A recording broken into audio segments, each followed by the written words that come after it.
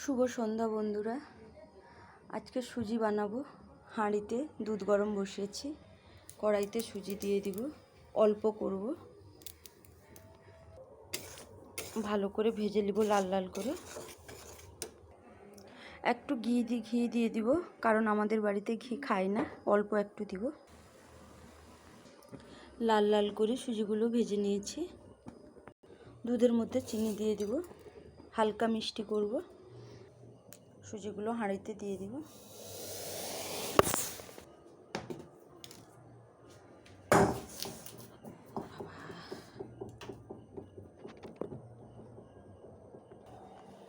সামান্য একটু লবণ দিয়ে দিব।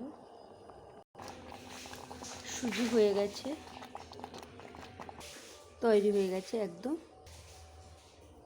রেডি করে নিয়েছি। তো বন্ধুরা, কেমন লাগলো কমেন্ট করে জানাবেন।